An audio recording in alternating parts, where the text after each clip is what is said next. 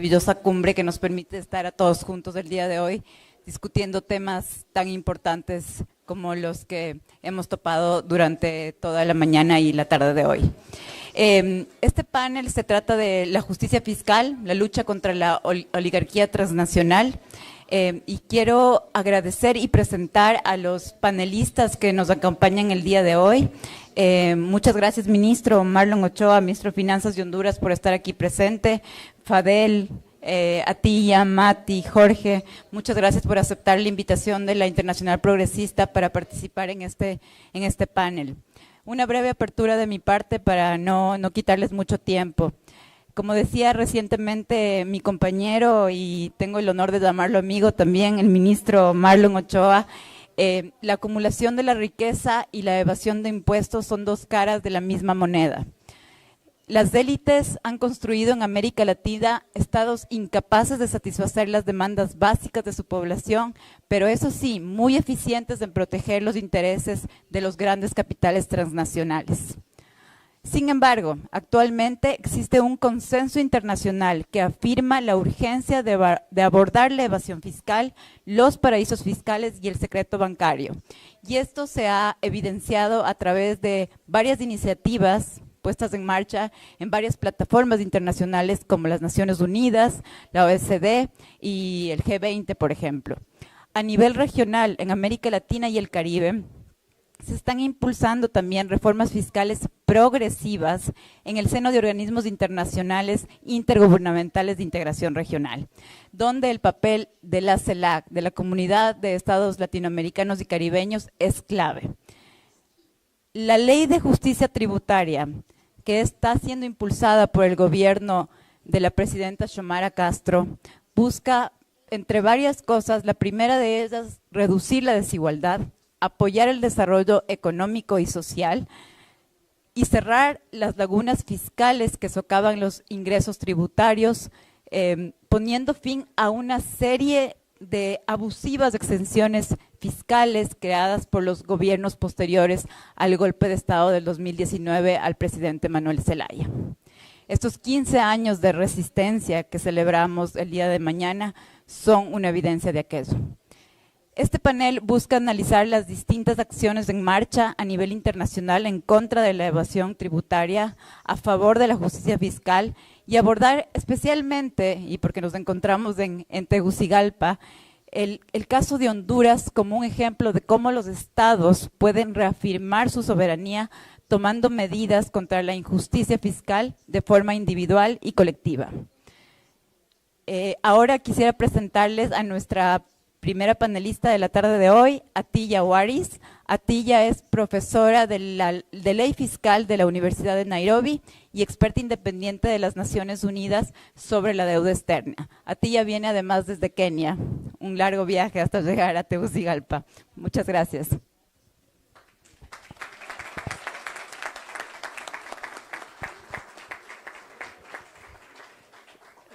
Hola, catrachos. Sí, catrachos. That is the extent of my Spanish, so forgive me for now. I want to thank you all for being here because talking about tax and fiscal systems is extremely complex. But I'm also very grateful because the Honduran people, the government, the private sector, civil society, researchers and students have actually been speaking to me. The conversations began a couple of months ago, and this week I have spent every single day sitting in different spaces trying to understand the challenges that the country is facing in trying to pass this bill. I'm going to make 5 main points, but I want you to know that while I have not given an opinion, and I won't because you will hear repeatedly that the final draft is not out, that there are certain issues that are... Yes, gracias. I'm sorry, I'm a little soft-spoken, so this happens to me almost every time. Is that better? Yes, and the translators? Muy bien? Okay. So in the conversations I've been having around the city and actually the country, because I was also in San Pedro Sul, and I spoke with the private sector there, I heard two things. I heard content of the law, and I also heard process. Conversations around the content of the law are not that much in debate from an international law perspective, which I think is very heartening. What I did hear were questions about process and communication. And so I'm going to make 5 points. These are about the international law engagements, but also about the human rights-centered approach or the people-centered approach that I see trying to be expressed in this law. At the global level, the conversations have been around specific issues. That there is a need for companies that are multinationals to pay their fair share. And I want to really emphasize fair share. Not pay double, but pay a fair amount. The other issue which prevents us from understanding what the fair share is internationally is that you have to be able to access the information. So if you know how much they are making profit, only then can you know how to assess this fair share. And the third has been a global debate on how much tax companies should be paying. And the global debates, which I don't agree with, are that it should be a minimum 15% tax. And I'm happy to have the conversation, but 15 for me is still too little, but this is the global average that we could get some consensus on. So this is the global spaces. When it comes to the regional spaces, even in the previous panel, there was mention about the African Union, there was mention about the EU.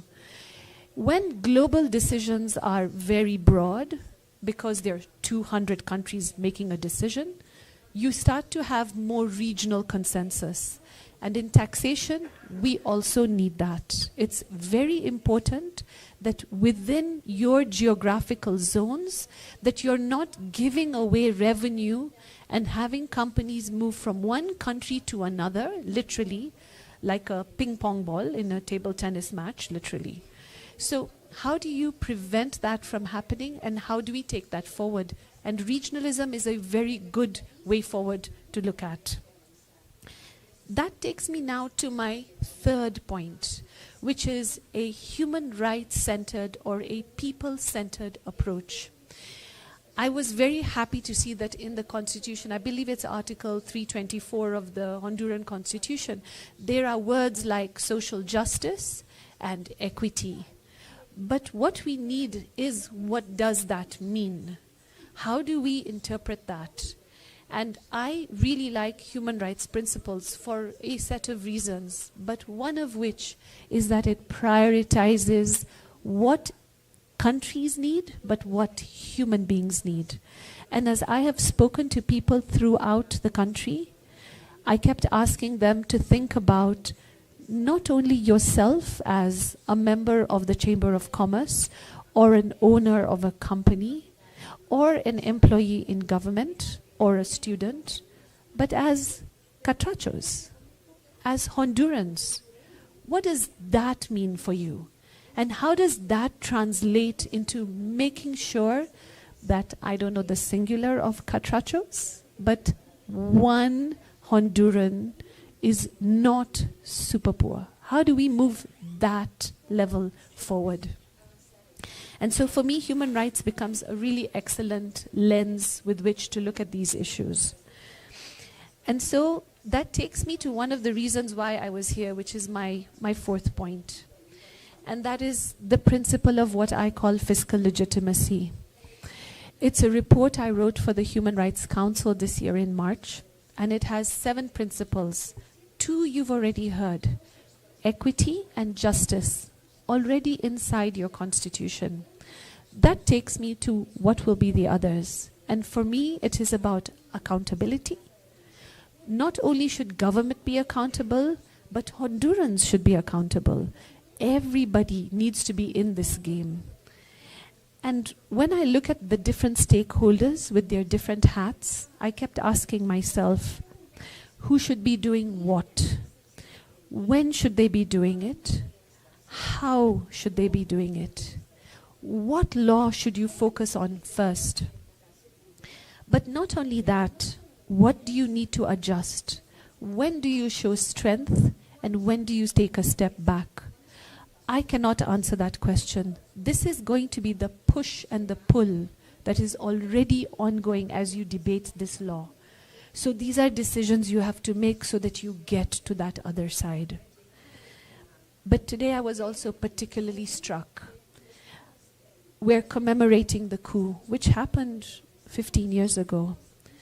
We're looking at a law that's being passed or debated over the past year, 15, 14 years later. And in the middle of that, not so much in the middle, is a completely new political party 12 or 13 years after that coup. Now, these are slow processes. We see them as slow processes. But actually, this is the rebirth of a nation. You're moving away from two political parties that have been in power for a very long time. You have a very, they laugh about it, but you have a very young set of government leaders. So this is a change. There is a wind of change. And how are we going to take this fiscal legitimacy with this wind of change where the electoral vote is not enough? You have to continue to push and pull so that you get to the other side. And so when I looked at it, I was struck by the conversations I've been having. Depending on who I speak to, they will either talk to me about the law or they'll tell me, but the government has been corrupt and that expenditure is a problem. And how do we know there are any guarantees? And when I hear this argument, and I've heard it repeatedly, I keep reminding people that, but you just made the decision with the new government, so you have to start on trust. When you start with a new government, you have two choices. If it's a continuing government, it makes complete logical sense to me that you look at the expenditure part first. You've already been in power for 10 years, 20 years, 30 years. Let's talk about how you've been spending our money. But now you have a new set. So now the focus has come, the question that they have asked is, where do we get revenue from? And so for me, this is where this law is coming from. That takes me down to actually my last point. I'm sure my timer will be very happy to hear that.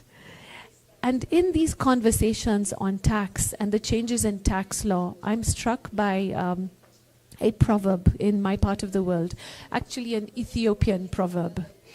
And it says that you only look down the well when the water is running dry. And so what's the water that's running dry has been my question here. You have the challenge of debt that has been inherited by the state. You have state-owned corporations which may or may not be producing a profit, but it's government business, so it could be, it should be, possibly.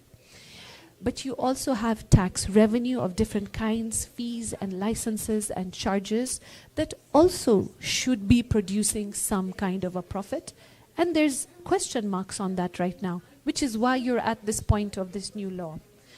But in all of those conversations, I will tell you that the most important thing you have to do first is to keep your debt stable. I'm not saying don't take on debt. I'm not saying take on debt. I'm saying that the way in which you manage your debt and the way in which you keep your currency stable should be the priority. And why do I say this? Because a lot of the arguments I have heard have been, but we need to develop, and we need to develop quickly. And my answer is, but you've inherited a problem. So you have to deal with the problem first before you push into the better spaces of development. And this is why I was very struck by the previous panel and the issue of dispute resolution. Because what I have been calling for is not just a new tax body, which others will speak about, but I have been calling for a whole new fiscal institution at a global level, covering not just arbitration and dispute resolution, but covering debt agreements. Bilateral tax should move into multilateral tax spaces, but also that data should be housed in a global space so that one country doesn't get that amount of power over another country and change the balance and put us into the situation that countries like Honduras are in right now. I thank you very much. I'm very grateful that your country is looking down at the well, and I'm going to do my best to help you find as much water as I can. Gracias.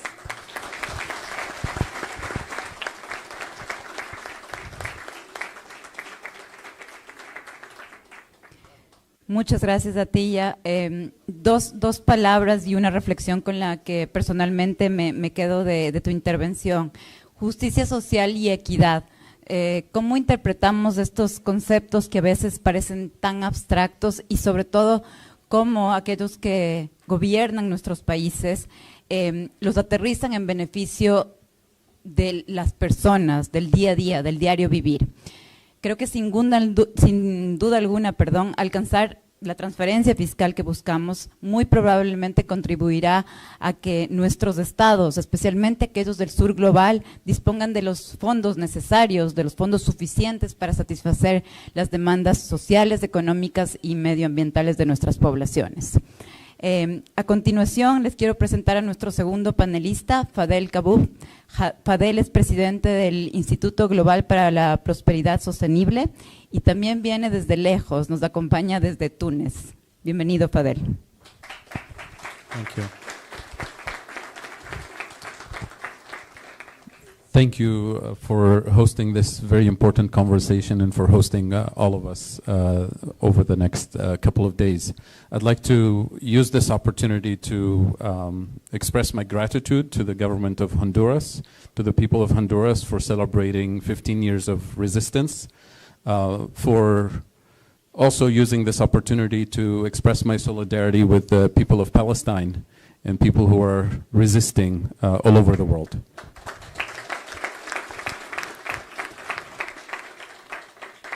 I'll start with my comments with issues related to taxation, but then I'll go to global issues because Honduras is undergoing a process of perhaps leading the world in rethinking how we deliver economic and social justice, do we deliver prosperity in the global south, from a global south perspective. And here's what I would like to start. I'd like to invite you to think or rethink for a moment the concept of redistribution, because every time we talk about taxation, taxing the oligarch, taxing the polluters, taxing speculators, taxing bad things, we usually have good intentions to deliver justice. And we think about taxing from the bad guys to give to the good stuff and to invest in the good stuff. And that is absolutely fine. That is absolutely the right way to think. But the mechanics of it can be a trap and can be dangerous. We tend to think of redistribution. I'd like to invite you to think about pre-distribution. When we think of redistribution, it means that we accept the engines of the economy that produce the inequality, that produce the injustice, the unemployment, the pollution, the speculation. We accept the engines, and then we look at the outcome and say, this is bad outcome. We need to fix it. We need to redistribute. And then we struggle to redistribute. We struggle against very powerful corporations and individuals who will not let us redistribute. And this has been our experience. What we want is to change the engines of the economy so that the engine, by design, pre-distributes in the correct way, pre-distributes and doesn't create the unemployment, the social exclusion, the pollution, the speculation, all the bad outcomes. So that is the first thought process. The second thing is to think very carefully about what this redistribution mechanism that is embedded in our taxation system actually means. It means that even if we're successful politically to have the leadership and the social movement for redistribution, you'll notice that those who will be taxed will accept the tax because they know they can still handle it. They can still persist and have their power. This is about power. Because if we want to tax the rich, the polluters, a little bit of their income or a little bit more of their income to have the good stuff, they already have influential price-setting behavior. They take it as an additional cost of doing business and they'll pass it on to the rest of us. So we should always think about taxing and regulating bad behavior out of existence, not just taxing. So the regulation out of existence is an important thing.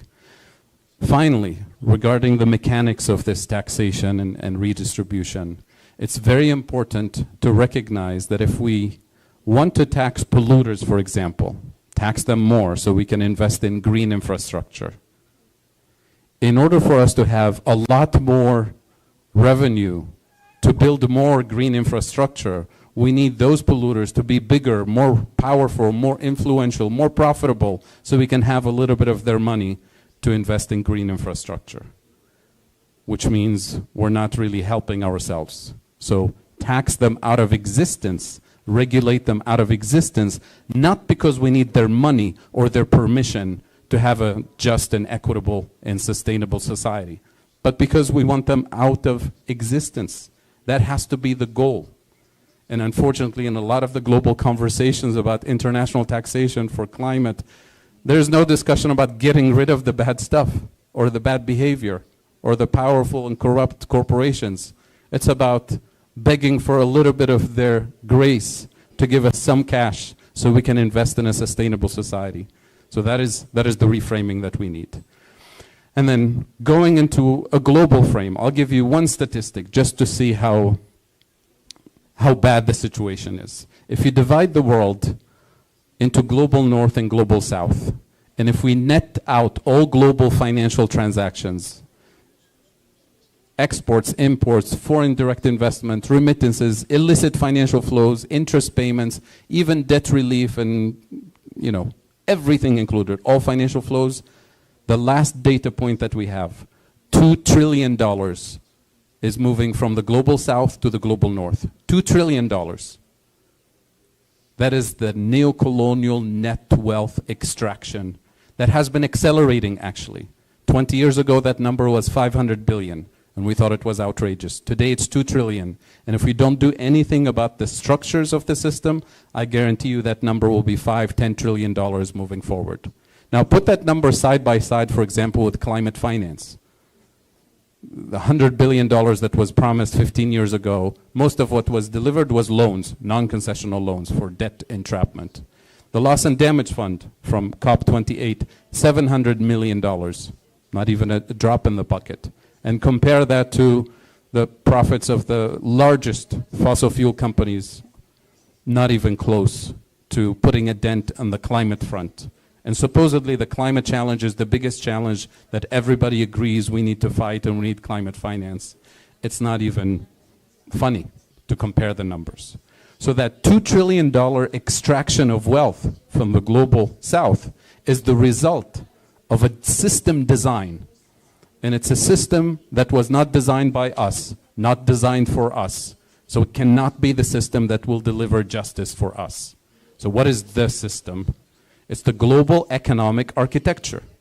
And when I say global economic architecture, I'd like you to think of 4 basic pillars of this economic architecture. The first one is the financial architecture, which everybody today is talking about reforming, not transforming, reforming the financial architecture. That's primarily the World Bank and the IMF, both designed during colonial times as far as we're concerned. After the financial architecture, the next pillar is the international trade and investment architecture. That is primarily the WTO, a big blind spot in a lot of these conversations about reform. And that's where, for example, the international investment treaties, ISDS treaties, the abusive colonial extractive treaties are built into the international trade and investment architecture. And finally, the last pillar of this global economic architecture is the international taxation architecture, which for a long time has been in the hands of the OECD countries, serving OECD interest. And last November, thanks to the Africa Group in collaboration and partnership with many Latin American countries, we formed a united front within the UN and voted for a UN tax convention. And that is the process that is unfolding as we speak, a process that OECD countries fought very hard to block. And now, as we're negotiating the process of the UN tax convention, OECD countries are still lobbying within the UN and outside the UN to disrupt and take over the process in whichever way they can. So this process of decolonizing the global economic architecture means decolonizing international taxation, decolonizing the financial architecture, decolonizing the rules of trade and investment architecture. And that is where the struggle is. So, to conclude, the statement that I'd like you to walk away with is that we cannot democratize a system that hasn't been structurally and economically decolonized yet. My own country, Tunisia, we went through a whole revolution, and we made tremendous progress on constitution, human rights, freedom of speech, everything. Political parties, elections, transparent elections. We have good people in office with a political mandate from the population to deliver economic justice. They sit in office, and the first thing they have to do is figure out how to service the debt, and then throw the democratic process under the bus. Government after government after government, their hands are tied. You can have democracy on paper, you can have a democratic process in place, but if the economy is steered from abroad, if the rules of the game when it comes to taxation, international trade, investment, finance, all of these rules are designed not to let you deliver democracy. Remember, colonialism was not about delivering justice. Colonialism was about extracting, was about abuse. So why are we surprised that the colonial architecture that we still use is delivering abuse? So that's the decolonization process. And it's not going to happen country by country. That's why we need united front, South-South collaboration. Not just solidarity as in nice things we say to each other in nice meetings like this. Solidarity of South-South cooperation is a geopolitical and economic necessity. It's a survival necessity. It's not just nice things that presidents and prime ministers send to each other when they do greetings over holidays. So with that, thank you again for this opportunity.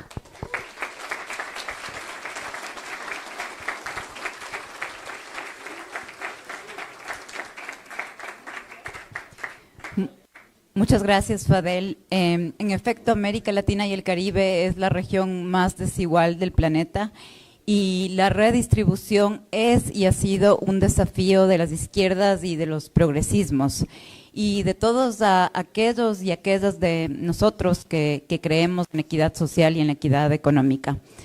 Es difícil, pero no es imposible. Fadel ha dado algunas pistas con su intervención. Se requiere reformar la arquitectura financiera mundial, una tarea, por supuesto, nada fácil, y también la arquitectura de gestión de impuestos que está dominada por plataformas internacionales que ya conocemos. Pero para el sur global, y como concluyó Fadel su intervención, lo más importante es la unión, la integración.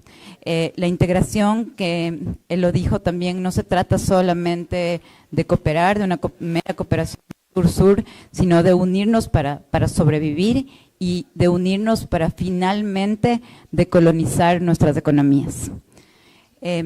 Nuestro siguiente panelista es Matti Kohonen. Matti es director ejecutivo de Financial Transparency Coalition. Matti nació en Finlandia, pero vive en Londres, así que también viene de muy lejos para estar aquí en este panel. Gracias, Matti.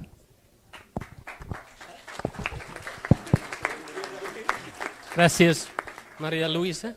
Muchas gracias para todos que nos reunido hoy aquí, a Progresista Internacional, a CELAC Social, al Gobierno de Honduras, pueblo de Honduras, que nos permite aquí tener este intercambio de experiencias.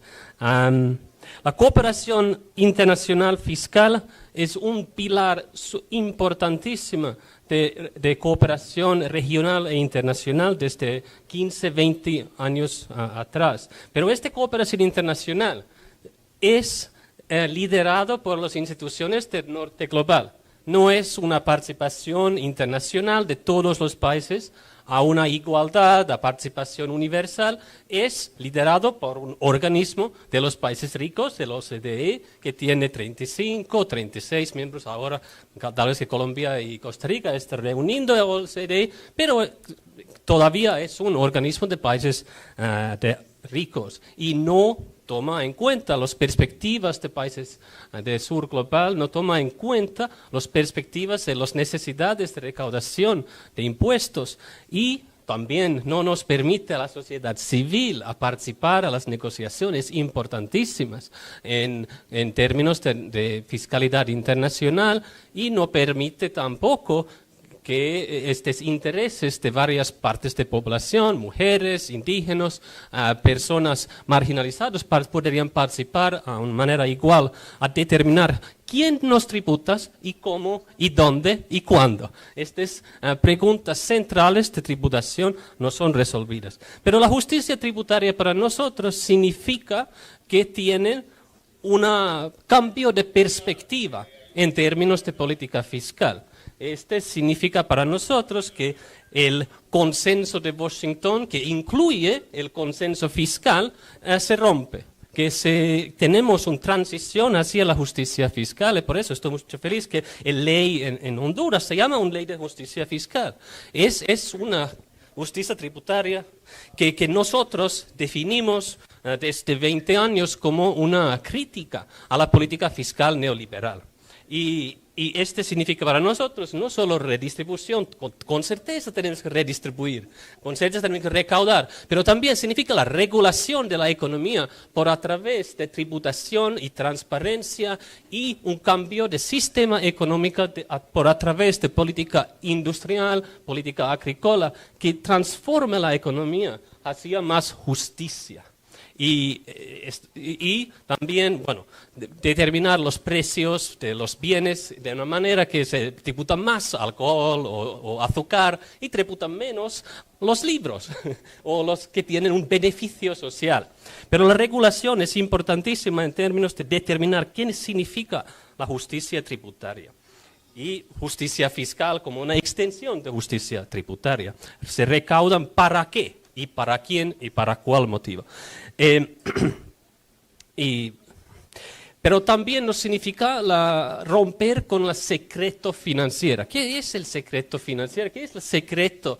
El sistema de paraísos fiscales, tal vez se han entendido de Panama Papers, de Paradise Papers, de Swiss Leaks, pero ¿cuáles son los paraísos fiscales mayores del mundo? Bueno, no es tal vez los países que están destacados por el OCDE o por el GAFI, estas instituciones determinantes para el norte global, toman pequeños países, también pueden colocar Honduras en su lista de paraísos fiscales. La lista oficialmente se llama lista de estados no cooperativas o lista de crisis o lista de países que no cooperan en términos de cooperación fiscal. Pero realmente el mayor paraíso fiscal es los Estados Unidos, que todavía no tiene su registro de beneficiarios finales, un registro donde se colocan todos los nombres de las empresas y fideicomisos, otras entidades legales. Estados Unidos tiene una ley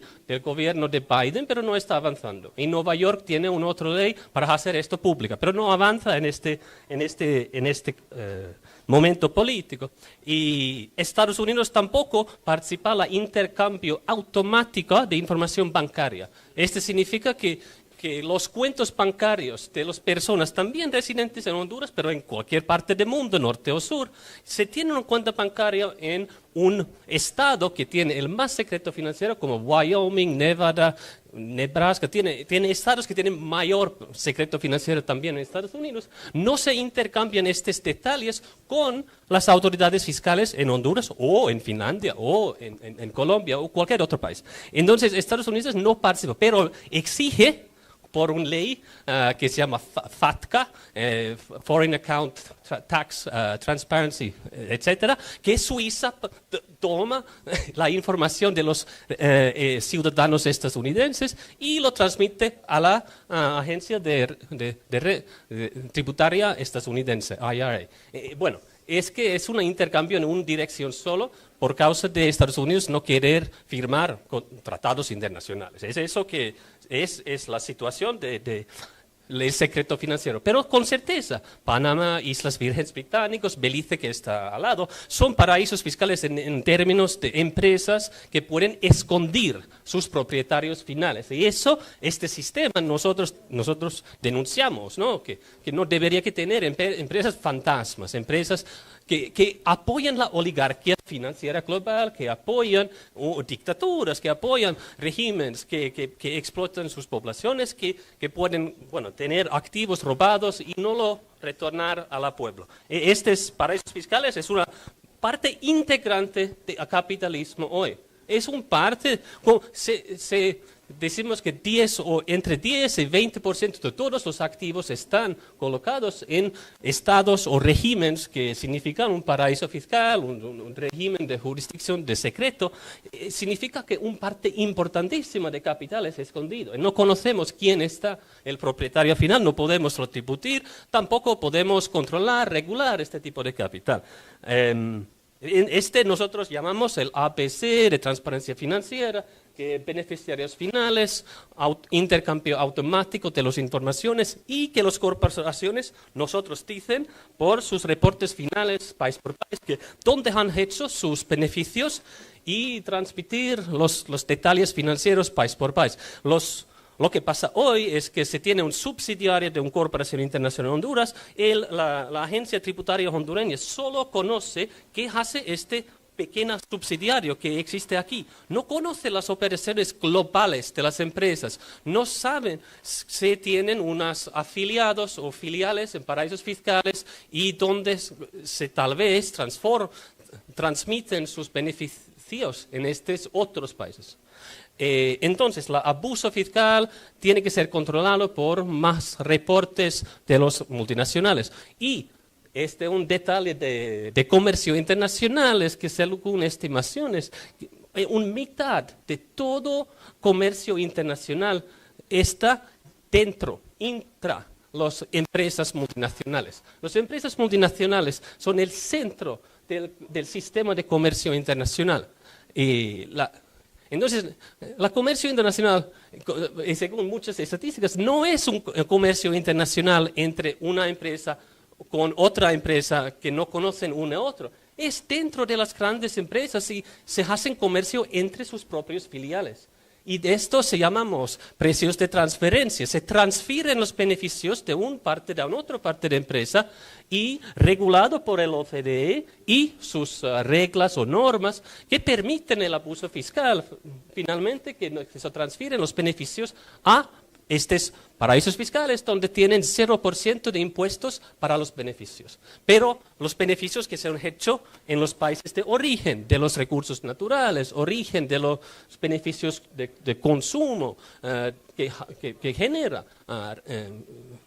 beneficios, pero no son tributados aquí. Y estos tipos de transferencias, la ley de justicia tributaria también en Honduras debería que analizar y crear alternativas y crear propósitos. Por ejemplo, tener un registro de beneficiarios finales sería importantísimo en Honduras también para conocer quiénes deberíamos que tributar, empresas y personas, y debería también tener una evaluación de sus impuestos internacionales. Honduras no tiene tratados de doble tributación que en muchos otros países permiten el abuso fiscal, pero tiene leyes para retenido de beneficios a Honduras que deberían que también ser evaluados si estos pueden permitir que una empresa de secreto en un paraíso fiscal puede ser objetivo de una transferencia abusiva que significar menos recaudación fiscal. Y también los sectores claves de Honduras deberían ser analizados de una manera sectoral. Pesca, otros sectores, nosotros hemos hecho algunas investigaciones, y por ejemplo en la pesca, no es el sector mayor, turismo y otros sectores también, pero en la pesca Honduras es considerado por el Sindicato Internacional Marítimo como una bandera de conveniencia, no sé si es la traducción exacta en castellano, pero es considerado como un país donde no tiene regulación ambiental, laboral y otro suficiente para los derechos de los marineros y pescadores. Y también permite que las empresas de otros países usan este registro de banderas de vehículos marítimos para que ser con menos leyes ambientales y con menos tributos tal vez también. Bueno, para concluir, Estamos en una coyuntura importantísima en la región, que Jorge tal vez puede mejor explicar, y globalmente donde estamos determinando las leyes y las normas internacionales para la tributación internacional para las décadas próximas.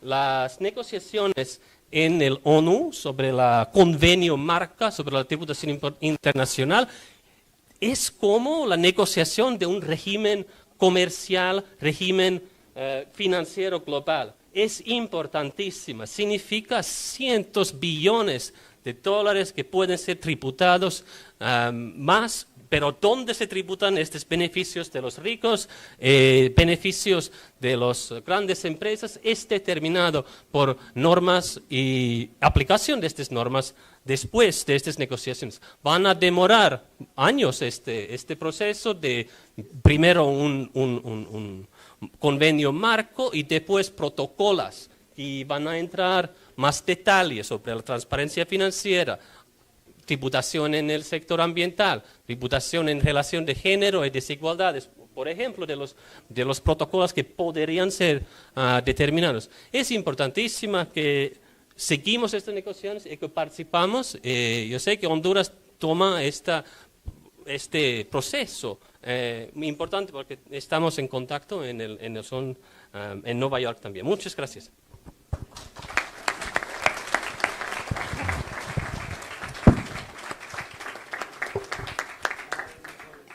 Muchas gracias, Mati. No quisiera continuar sin saludar la presencia de Cristian Duarte, ministro de Impuestos de Honduras.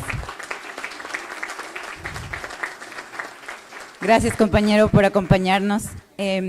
Bueno, Mati ha sido muy claro, no hay mucho más que decir, pero es claro que las empresas multinacionales, las grandes transnacionales son el centro del sistema de comercio internacional y que juegan entre sí, juegan entre ellas para beneficiarse de la evasión de impuestos de los paraísos fiscales. Y precisamente, y de ahí la importancia de esta propuesta de ley de reforma tributaria en Honduras, es que esta ley toca estos intereses particulares y sensibles del capital transnacional y de la industria del secreto bancario.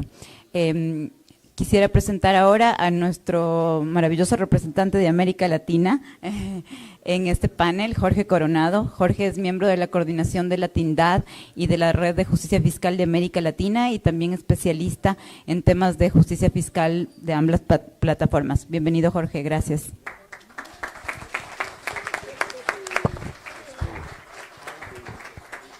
Bueno, yo sí vengo de aquí muy cerquita, de Costa Rica. Y Marlon me molesta que me dice que vivo más acá que en Costa Rica. Vean, lo primero que hay que decir, se decía acá sobre que América Latina es el continente más desigual del planeta. Y en gran medida eso es gracias al régimen fiscal que tenemos en la región. Y les doy 4 datos. Tenemos anualmente 360.000 millones de dólares de evasión fiscal en 2 impuestos, el impuesto al valor agregado y el impuesto de renta. 360.000 millones al año de dólares. Tenemos que nuestras élites económicas, el 60% de su riqueza patrimonial y financiera no está en nuestros países, está en guaridas fiscales y en paraísos fiscales. Tercer dato, anualmente tenemos 85.000 millones de dólares que se van por flujos financieros ilícitos. Y lo explico, no son ilícitos porque sean actividades ilegales, como las de su expresidente, que se dedicó una cantidad de tiempo a eso.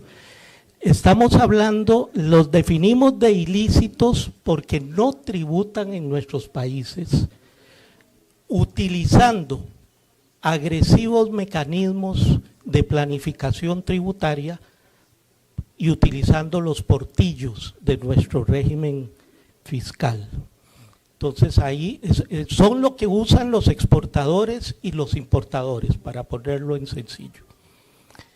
Y cuarto dato, el 60% de los ingresos tributarios en nuestros países provienen de impuestos al consumo, no de impuestos al patrimonio, que lo hace absolutamente regresivo, y eso acentúa la desigualdad y la pobreza.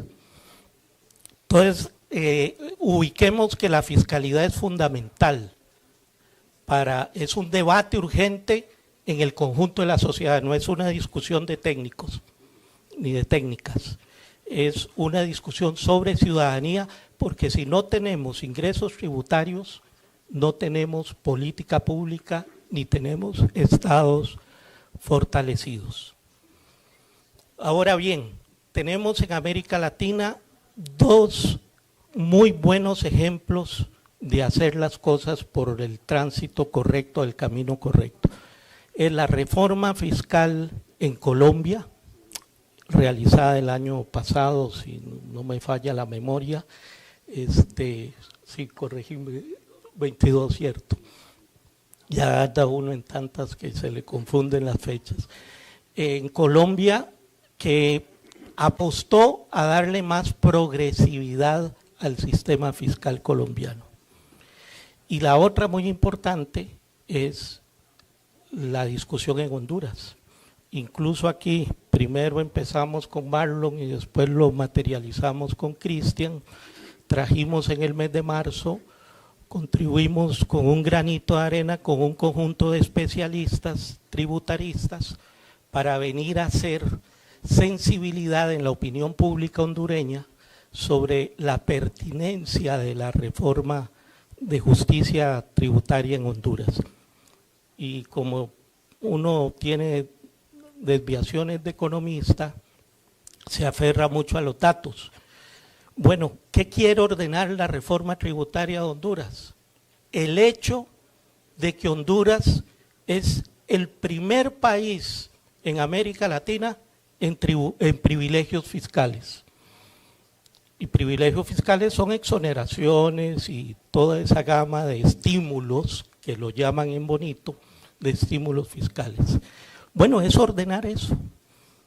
Representa, si mal no recuerdo, casi el 6% de, 7.3% del Producto Interno Bruto Nacional. Imagínense lo que se podría hacer en materia de infraestructura, de salud, de educación, etcétera. Y bueno, en América Latina la evasión es un 6%, lo que se va en el PIB regional, y en educación invertimos un 4% como región. O sea que están hechos estos sistemas fiscales para eso. Entonces, saludamos las dos reformas fiscales y particularmente la de Honduras, que esperamos que llegue a buen término, no dudamos en eso, por la fortaleza del gobierno de la presidenta Xiomara, pero también porque el SAR ha logrado convencer a la opinión pública de la pertinencia de este paso. Y ya venimos hablando con el SAR de que luego habrá que ir profundizando en otras aristas de mejoramiento para la progresividad. Tercera buena noticia en materia fiscal a nivel global. Estamos tratando, o se inicia el camino para acabar con el secuestro de la gobernanza de la tributación internacional que la ha tenido el G20 y la OCDE. Y digo secuestro porque efectivamente toda la discusión sobre tributación internacional quedó en manos de los países ricos y particularmente de la OCDE, que se llama el Club de los Países Ricos, donde acaba de ingresar mi país, que tenemos un 30% de pobreza.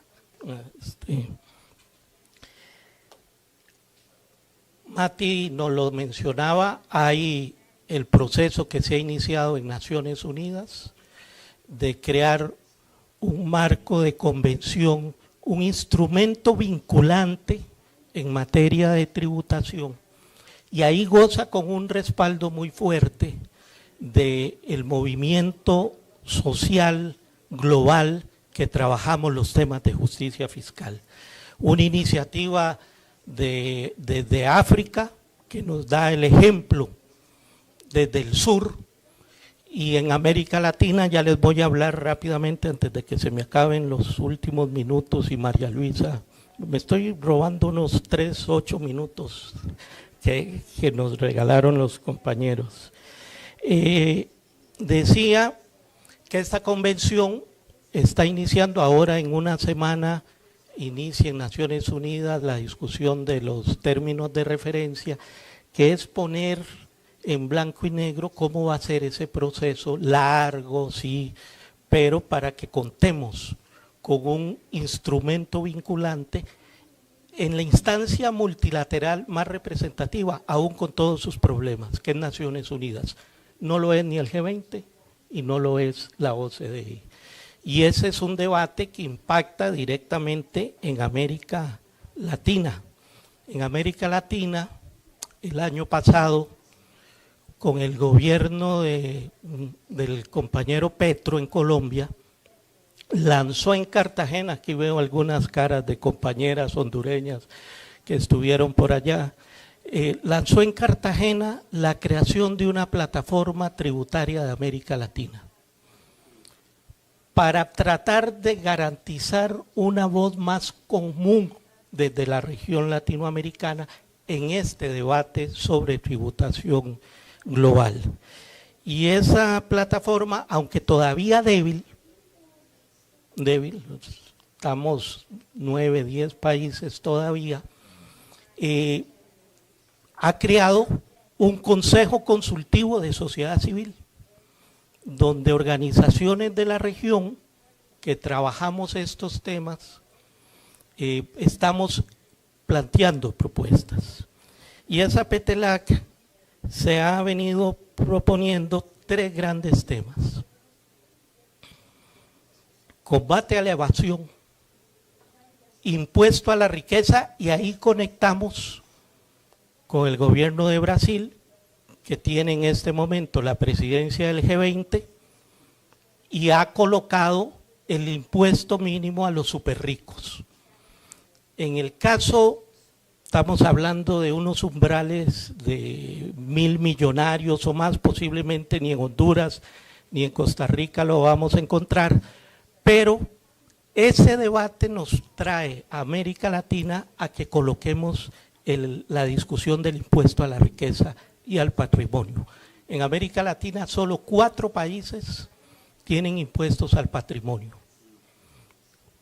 y por tanto nuestro régimen está basado en cobrar al consumo, y el 13% o el 15% de IVA para cuando vamos a comprar 1 litro de leche no es lo mismo para la trabajadora madre soltera informalizada que para un canaguati de la familia, que ese 13%, 15% no le representa ni un pellizco en el cachete, como decimos.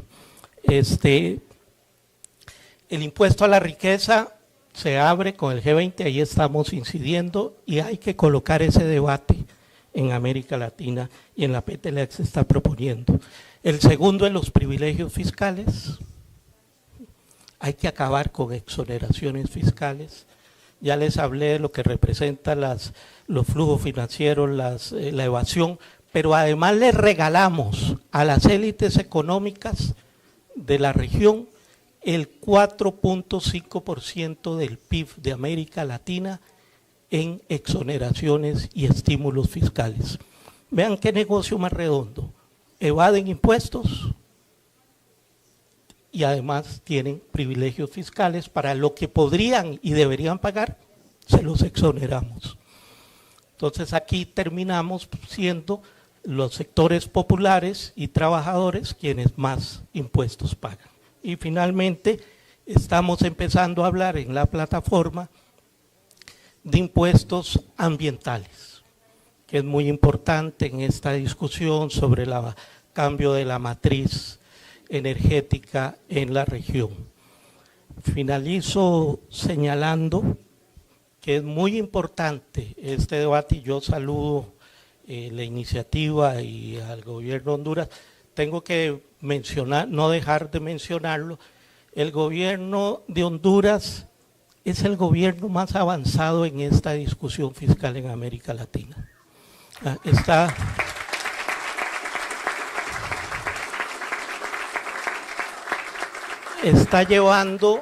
lanzando temas tabús o no sexys, ¿verdad?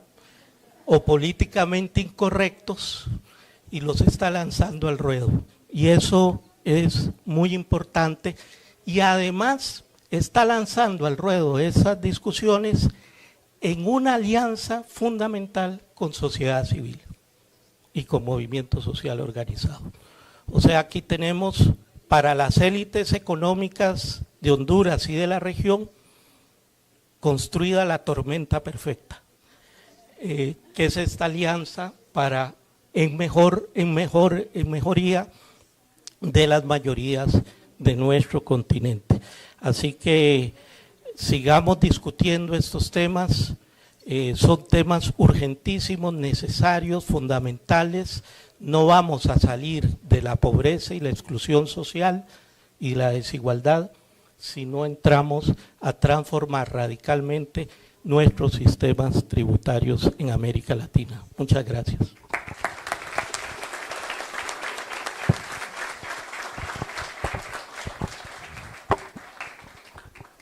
Muchas gracias, Jorge. Como lo decías, contar con un instrumento vinculante en el marco de la Organización de las Naciones Unidas sería sin duda alguna un gran logro para la lucha internacional a favor de la justicia fiscal. Y creo en ese contexto que países como Honduras, países como Brasil, pueden jugar un rol muy importante demostrando la voluntad política, pero también la valentía de sus gobernantes para detener la evasión fiscal y traer a la palestra de discusión la imperiosa necesidad de establecer el impuesto a la riqueza en los países del sur global. Importantísimo para la construcción de un nuevo orden económico internacional más justo y más equitativo. Finalmente, quiero darle la palabra al ministro de Finanzas de Honduras, Marlon Ochoa.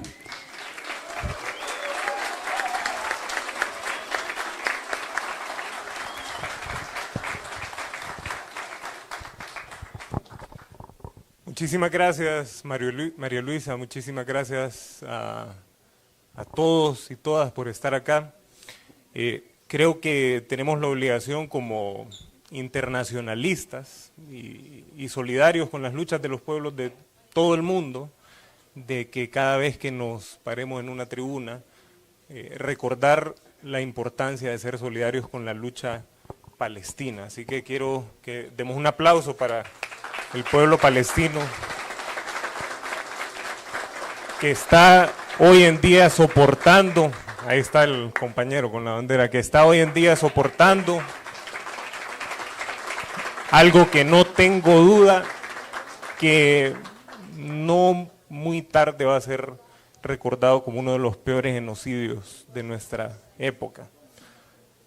Así que solidaridad con el pueblo palestino, solidaridad también con el pueblo keniata, de donde es Atía. Hoy el pueblo de Kenia está en las calles.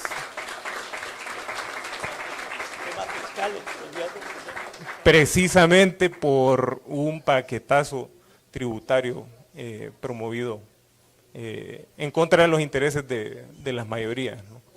Así que solidaridad con el pueblo keniata, y también creo que nos trajo a la memoria el golpe de Estado, no solo que estemos celebrando 15 años del golpe de Estado en Honduras, sino también el golpe que se intentó dar ayer en Bolivia. Así que les pido un aplauso por el pueblo boliviano, que revirtió en horas un golpe de Estado. Quiero, antes de iniciar, agradecer a Fadel, a Jorge, a Tía, a Mati, por participar en esta discusión.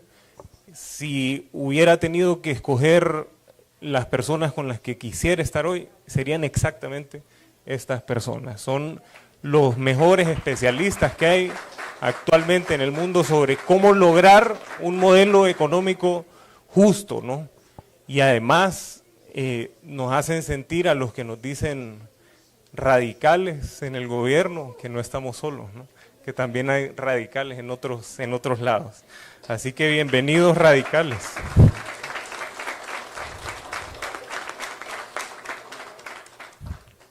Me gustaría centrar mi intervención, mi breve intervención, sobre un solo concepto que tiene que ver con la celebración que vamos a tener mañana de los 15 años del golpe de Estado. Y el concepto es soberanía, que también se trató en el panel anterior. Soberanía. Parece que no hay una relación tan clara, ¿no?, entre la ley de justicia tributaria y el concepto de soberanía. Me gustaría llenar pues ese vacío que aparentemente podría existir entre estos dos conceptos, ¿no? Primero hay que decir que cuando uno revisa lo que sucedió después del golpe de Estado de 2009, se da cuenta que el golpe de Estado no solo primero se produjo por la consulta popular de la cuarta urna, sino que también habían intereses profundamente económicos en el apoyo que las élites económicas hondureñas dieron al golpe de Estado. Y esto trajo consigo estos últimos 12 años, 7 meses que duró la dictadura, un neoliberalismo recargado, un modelo que desde mi perspectiva inició desde los 70s, ¿no?, que tuvimos las primeras luces de que se inició a revertir este modelo con el gobierno del presidente Zelaya. Esos intentos por revertir el modelo fueron la causa fundamental del golpe de Estado, pero que después del golpe de Estado es como neoliberalismo en esteroides, ¿no? Ya es una versión recargada de este modelo. Y me gustaría nada más hacer una memoria de cómo inició el modelo, porque no se puede analizar el neoliberalismo en Honduras y en el mundo sin entender cuál fue su motivación original. La motivación original del modelo neoliberal es la disminución en la tasa de ganancia que ocurre en la década de los 70s. ¿Qué quiere decir esto?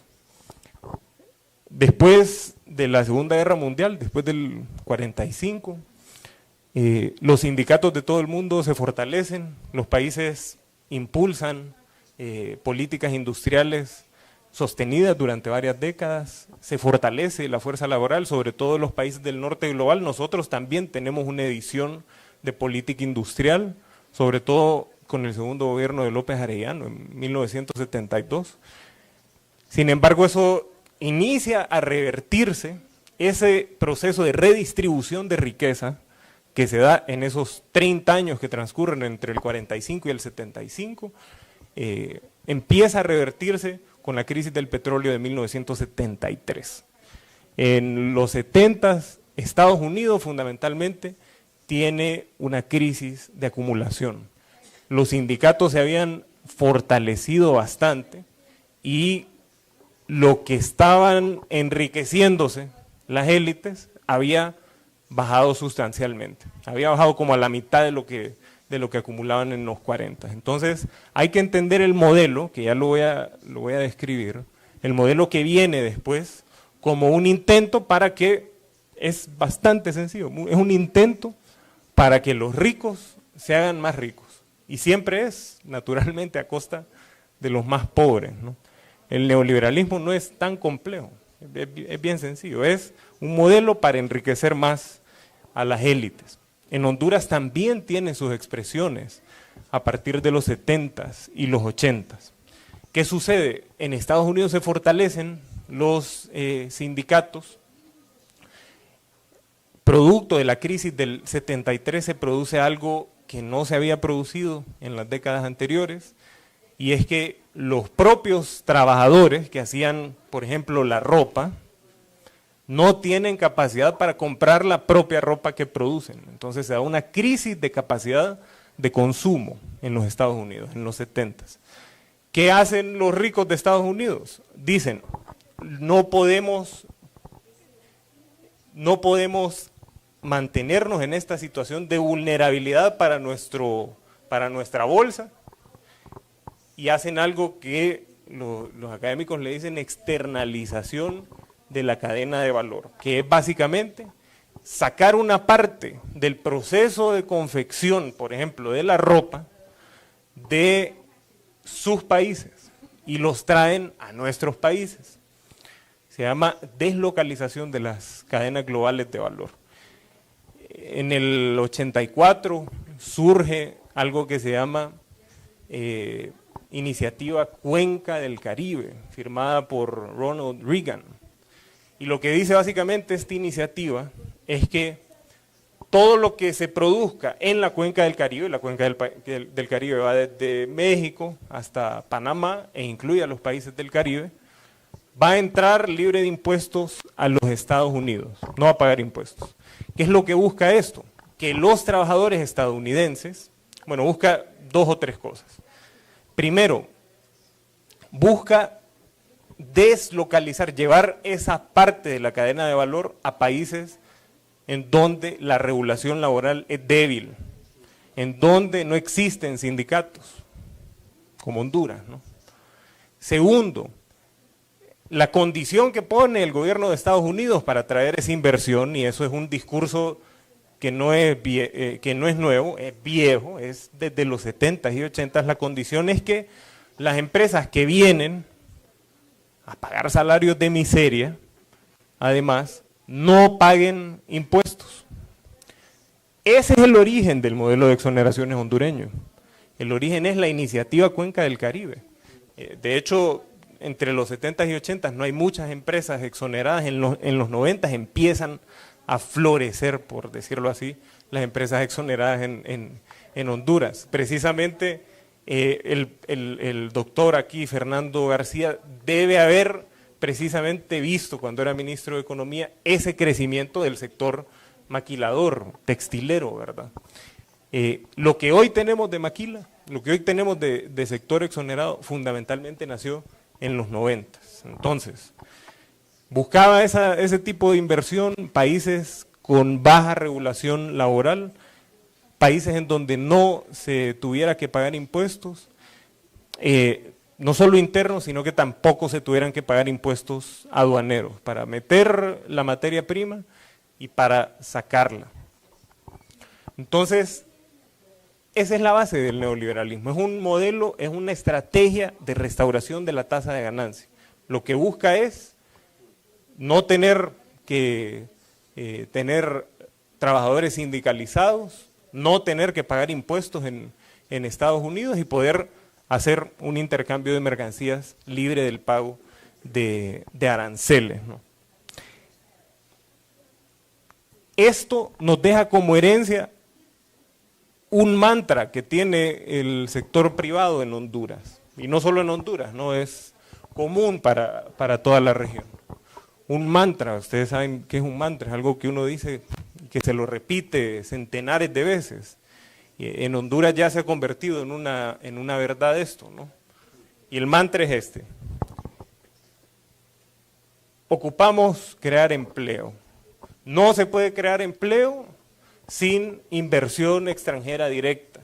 Y no podemos atraer inversión extranjera directa si no le regalamos nuestros recursos naturales a la inversión extranjera directa, si no permitimos que inviertan en el país sin pagar impuestos y si no les permitimos explotar a la mano de obra hondureña con toda la libertad que quiera. Y esa es la base del modelo de desarrollo que nos han heredado. Esa es la gran estrategia. Regalarle las minas, los bosques, el agua subterránea, los ríos, a empresas que además no paguen impuestos, ¿no?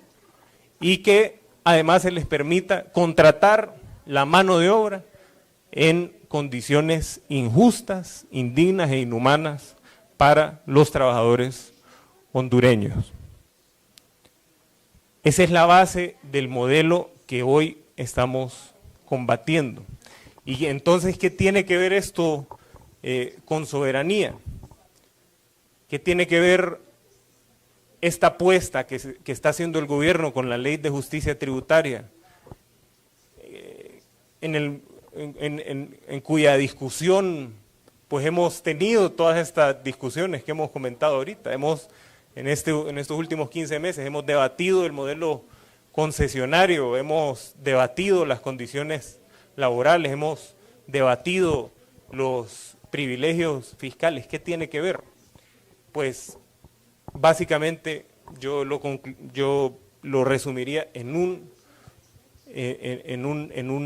concepto, que es el siguiente. La discusión de la Ley de Justicia Tributaria, que ha sido de 15 meses,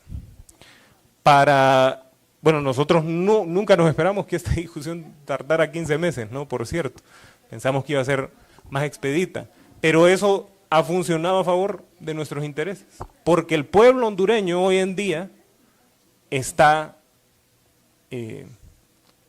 apropiado de esta realidad, está apropiado de estos conceptos. ¿Cuándo había sido discutido un proyecto de reforma tributaria en Honduras? ¿Cuándo había sido discutido un proyecto de reforma fiscal en Honduras?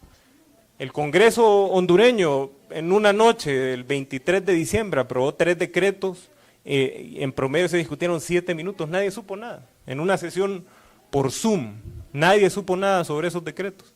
Llevamos 15 meses en esta discusión. Entonces, ¿qué tiene que ver esta discusión con soberanía? La soberanía no es la prerrogativa de los gobernantes de poder tomar las decisiones que quieran. La soberanía es que el pueblo esté empoderado de su destino.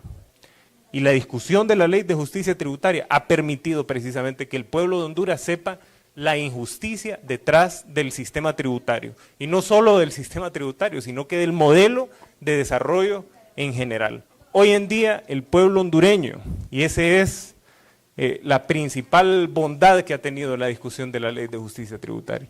La Ley de Justicia, 7 de cada 10 personas en Honduras están a favor de la Ley de Justicia Tributaria. La principal bondad que ha tenido esa discusión es que ha permitido que el pueblo se concientice sobre cuáles son precisamente estos sistemas que están operando detrás, usando las palabras de Fadel, los motores que están funcionando detrás de la economía. Me gustaría nada más concluir refiriéndome precisamente sobre este tema de qué es lo que queremos, ¿no? con nuestro sistema tributario, si redistribuir o predistribuir. Y creo que el gran problema que ha tenido la derecha hondureña con cómo se ha planteado esta discusión es que nos ha permitido efectivamente cuestionar cómo está predistribuida la riqueza en Honduras, cuáles son los motores que permiten que el 70% de la población no tenga nada, mientras que un puñado de personas lo tienen todo y además no contribuyen con la sociedad en el pago de impuestos. Y hemos dicho que la acumulación en Honduras, es decir, el proceso mediante el cual los ricos se enriquecen,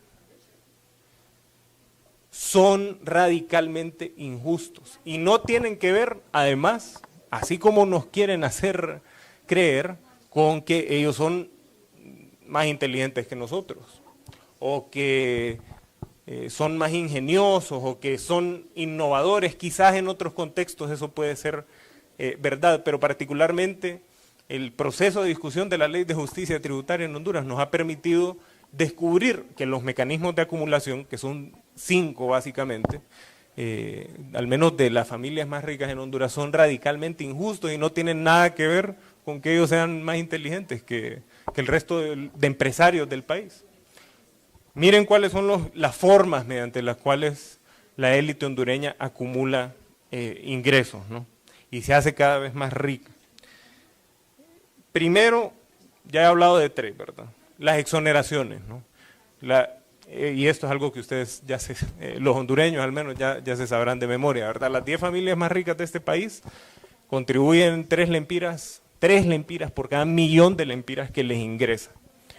Y esto es precisamente porque han aprobado una serie de leyes a través de los partidos políticos que ellos han podido comprar, o a partir de políticos que han podido comprar, para que les permitan legalmente, eso es lo peor de todo, legalmente no pagar impuestos, o sacarlos del país, ocultarlos en paraísos fiscales y no pagar impuestos. Entonces, el primero son las exoneraciones y los mecanismos de elusión financiera, como el uso de paraísos fiscales. El segundo son los contratos lesivos. Veo algunas caras de compañeros del programa de pérdidas.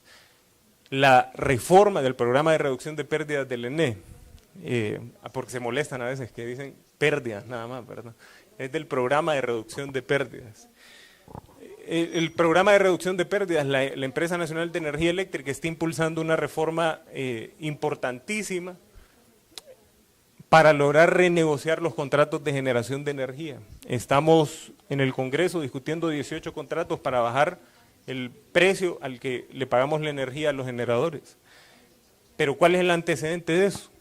Que gran parte del enriquecimiento que ha realizado o que ha obtenido la élite hondureña es gracias a que a través de sus contactos políticos, a través de los partidos políticos que manejan, o de los que son dueños, podríamos decir, consiguieron que les aprobaran en el Congreso y en el Poder Ejecutivo contratos durante 20, 30, 40 años que son lesivos para el Estado y que pagamos todos nosotros, por ejemplo, cada vez que pagamos una factura de energía eléctrica.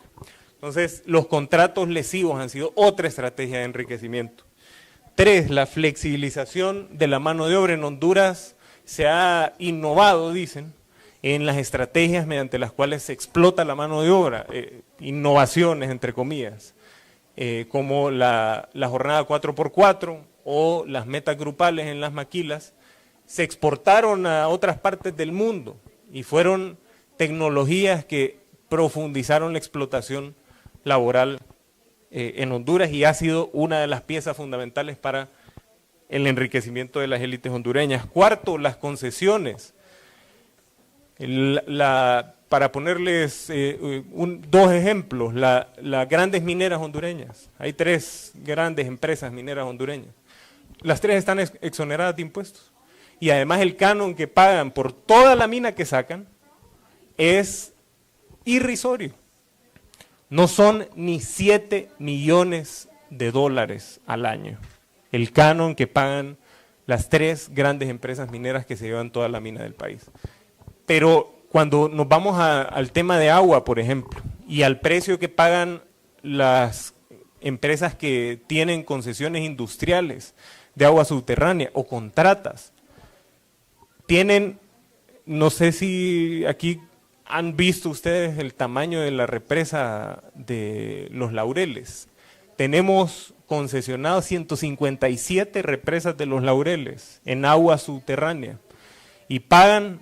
¿Cuánto paga alguien de aquí de la Guillén, de esas colonias que tenemos aquí atrás, cuando le van a dejar agua en pipa?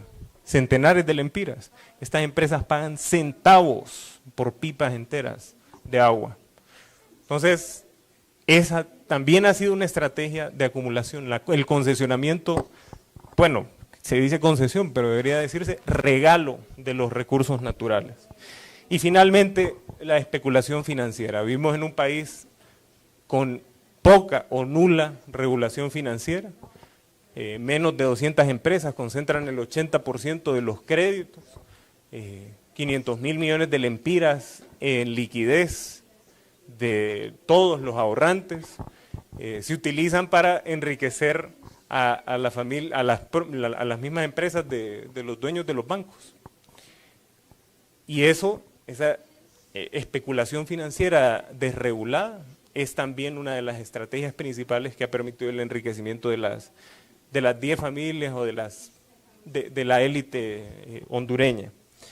Entonces, este tipo de reflexiones todas se han sostenido en el marco de la discusión de la Ley de Justicia Tributaria. La Ley de Justicia Tributaria, y eso es quizás una de las principales incomodidades de la élite hondureña, es que en el marco de esta discusión, el pueblo hondureño ha podido darse cuenta de lo injusto de los motores de acumulación, y ese es el principal resultado de la Ley de Justicia Tributaria.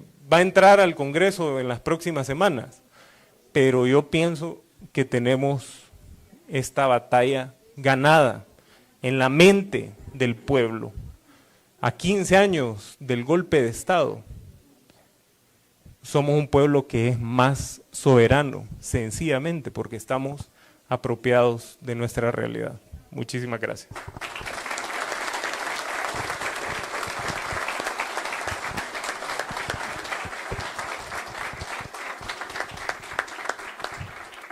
Muchísimas gracias, ministro. Una breve conclusión en honor al tiempo. Claramente lo que nuestros panelistas nos han dicho da cuenta de una problemática a nivel global que impacta con mayor fuerza, con mayor contundencia a los países del sur global y a los quintiles más bajos de nuestras poblaciones. Los sistemas tributarios a nivel mundial están fallando en asegurar una recaudación progresiva de impuestos, y los sectores privilegiados de nuestras sociedades, en particular aquellos que reciben rentas exorbitantes, son los ganadores exclusivos de este mal reparto. No es extraño entonces, pero sí es aberrante que la riqueza de los multimillonarios globales haya aumentado del 3% del PIB mundial en 1987 a casi el 14% en la actualidad. El ministro nos hablaba de soberanía, un concepto conocido para muchos de nosotros, para todos nosotros, que nace a partir de la Paz de Westfalia y que afirma que el poder recae sobre el pueblo. Soberanía, compañeros, compañeras, significa independencia, significa autodeterminación, pero también, y aunque les parezca contradictorio, significa la capacidad de unidad de quienes nos vemos más afectados por los vicios del capital transnacional. Muchas gracias a todos y todas por estar aquí, a nuestros ponentes.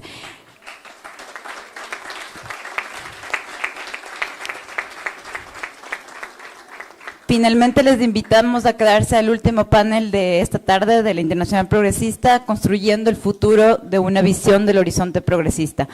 Por favor, dejen los auriculares aquí. Gracias.